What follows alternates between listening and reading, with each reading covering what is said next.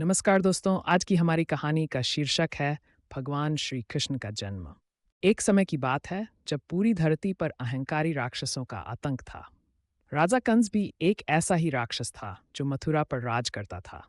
कंस एक ऐसा अत्याचारी था जो अपने पिता राजा उग्रसेन को राजगद्दी से हटाकर खुद राजा बन गया था। उसके राज में मथुरा की जनता बहुत दुखी थी। कंस की एक प्रिय बहन थी जिसका नाम देवकी था।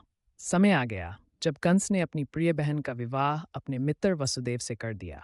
जब वसुदेव देवकी को ले जाने लगे तो आकाशवाणी हुई, हे कंस, जिस बहन को तू इतने प्रेम से विदा कर रहा है, आज उसकी 8वीं संतान ही तेरी मृत्यु का कारण बनेगी। आकाशवाणी सुनते ही कंस क्रोधित हो गया। उसने तलवार निकाली और देवकी वसुदेव को मारने के लिए दौड़ा। तब वसुदेव ने अपनी और अपनी पत्नी देवकी की जान बचाने के लिए कंस को वचन दिया कि जो भी संतान पैदा होगी उसे वह कंस को सौंप देंगे।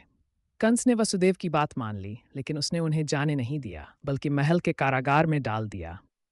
एक एक करके देवकी और वसुदेव के 6 बच्चे जेल में पैदा हुए और कंस ने उन सभी को मार डाला।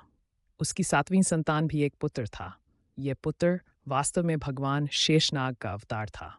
उस समय भगवान विष्णु ने देवी योगमाया को आदेश दिया कि वे ब्रज में जाएं, जहां वसुदेव की पत्नी रोहिणी रहती हैं, और फिर वसुदेव के मित्र नंद के संरक्षण में देवकी के गर्भ से बच्चे को निकालकर रोहिणी के गर्भ में रख दें।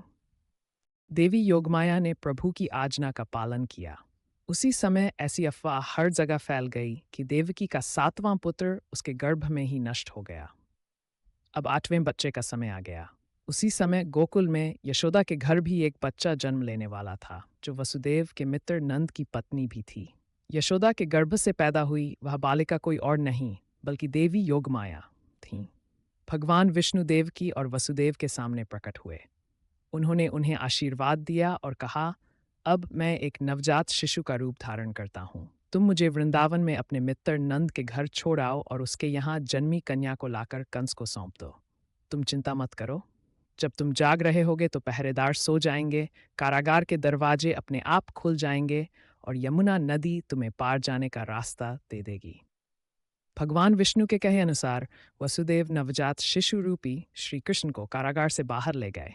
जैसे ही वे बाहर आए, कारागार के दरवाजे अपने आप खुल गए और सभी पहरेदार भी सो गए। वसुदेव आसानी से नदी पार कर गोकुल में अपने मित्र नंद के घर पहुंचे और वहां उन्होंने नवजात शिशु को यशोदा के पास सुला दिया और कन्या रूपी देवी योगमाया के साथ मथुरा आ गए। उसके लौटने पर कारागार के द्वार पूर्व बंद कर दिए गए था। सभी पहरेदार भी नींद से जाग गए। जब पहरेदारों ने नवजात शिशु को देखा तो उन्होंने तुरंत यह सूचना कंस को दी। कंस क्रोधित होकर कारागार में पहुंचा और कोठरी में जाकर देवकी के हाथ से कन्या को छीनकर धरती पर टकने, लेकिन वह कन्या आकाश में उड़ गई और देवी योग माया का रूप धारण कर बोली, अरे मूर्ख, मुझे मारने से क्या होगा?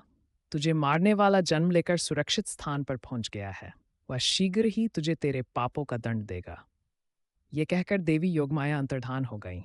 उधर जब यशोदा मैया की नींद खुली तो उन्होंने देखा कि उनके बगल में एक बालक सो रहा है। उसे देखकर नंद बाबा और यशोदा मैया बहुत खुश हुए। बालक का नाम कृष्ण रखा गया, जिसे प्यार से कान्हा या कन्हैया के नाम से पुकारा जाता था। शिक्षा: इस कहानी से हमें यह सीख मिलती है कि बुराई कितनी भी शक्तिशाली क्यों न हो, अंत में सच्चाई और धर्म की ही विजय होती है। अहंकार और अत्याचार का अंत निश्चित है और परमात्मा के न्याय से कोई बच नहीं सकता।